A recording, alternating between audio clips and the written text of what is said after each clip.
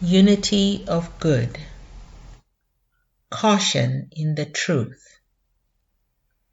Perhaps no doctrine of Christian Science rouses so much natural doubt and questioning as this, that God knows no such thing as sin. Indeed, this may be set down as one of the things hard to be understood, such as the Apostle Peter declared when taught by his fellow Apostle Paul, which they that are unlearned and unstable wrest unto their own destruction. 2 Peter 3:16. Let us then reason together on this important subject, whose statement in Christian Science may justly be characterized as wonderful. Does God know or behold sin, sickness, and death? The nature and character of God is so little apprehended and demonstrated by mortals that I counsel my students to defer this infinite inquiry in their discussions of Christian Science. In fact, they had better leave the subject untouched until they draw nearer to the divine character and are practically able to testify by their lives that as they come closer to the true understanding of God, they lose all sense of error. The scriptures declare that God is too pure to behold iniquity. Habakkuk 1:13. But they also declare that God pitieth them who fear him, that there is no place where his voice is not heard, that he is a very present help in trouble. The sinner has no refuge from sin except in God, who is his salvation. We must, however, realize God's presence, power, and love in order to be saved from sin. This realization takes away man's fondness for sin and his pleasure in it. And lastly, it removes the pain which accrues to him from it. Then follows this. As the finale in science, the sinner loses his sense of sin and gains a higher sense of God, in whom there is no sin. The true man, really saved, is ready to testify of God in the infinite penetration of truth and can affirm that the mind which is good or God has no knowledge of sin.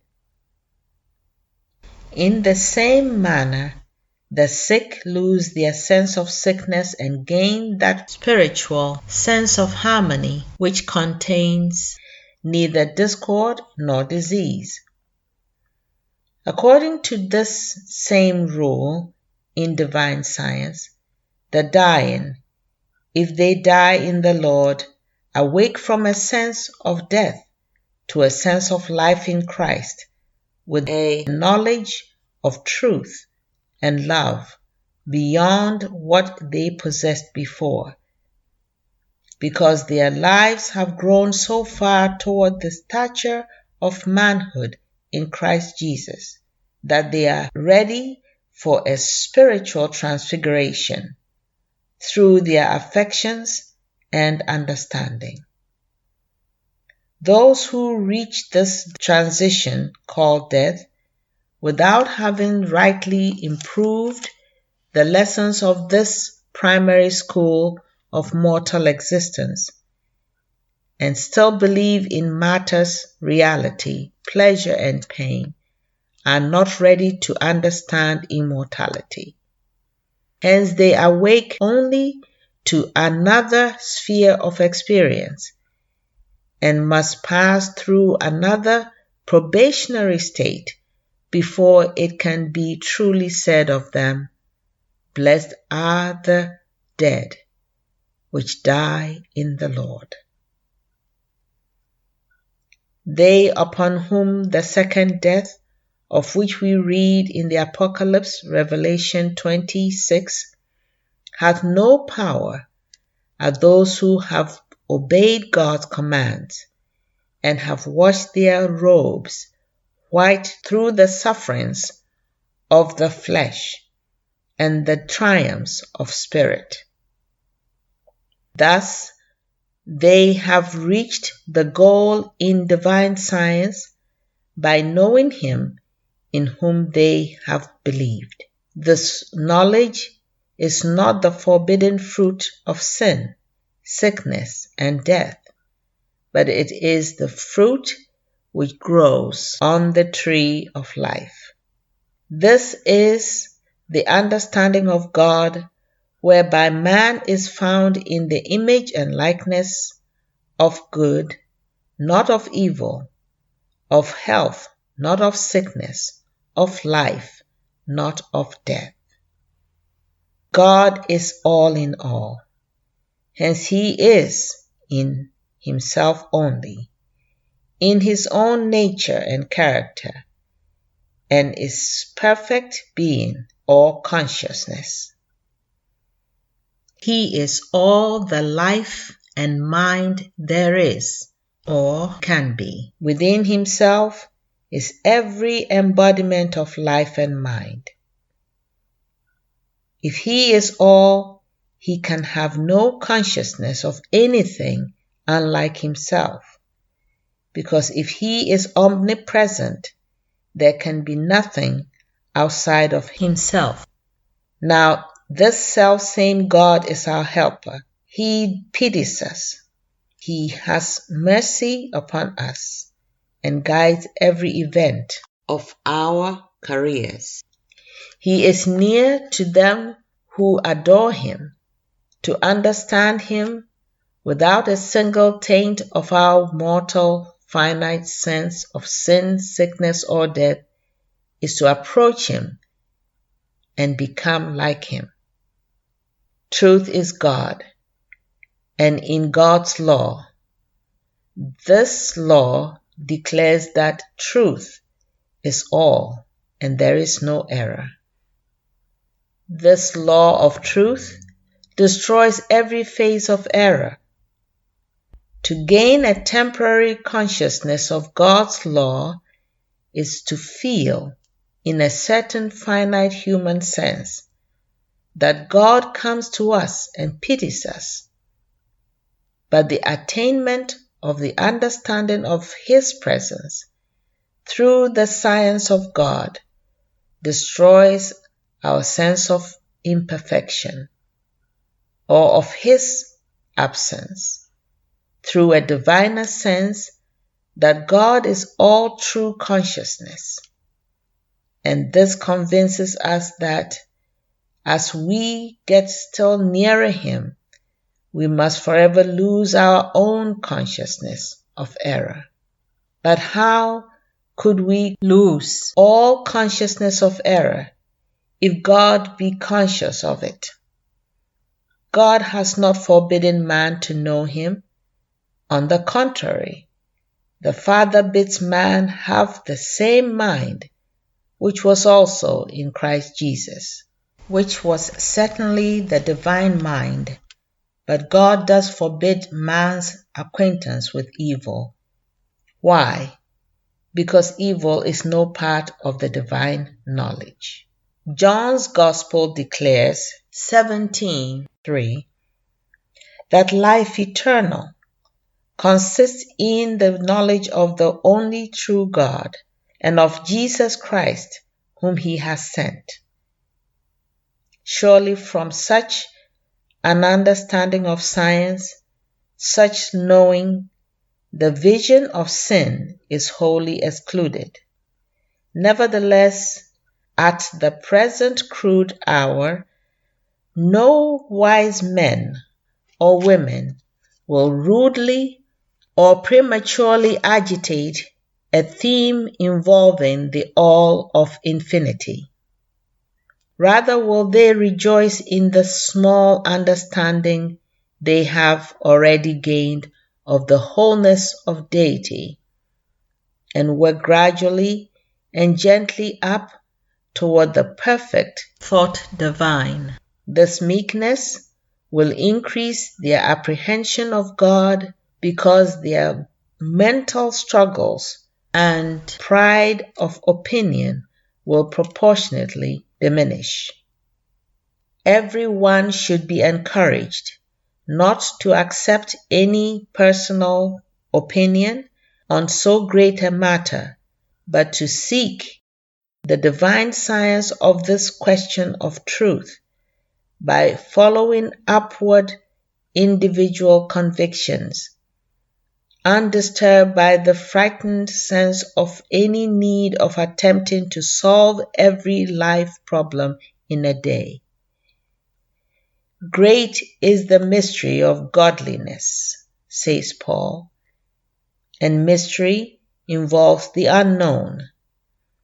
No stubborn purpose to force conclusions on this subject will unfold in us a higher sense of deity, neither will it promote the cause of truth or enlighten the individual thought.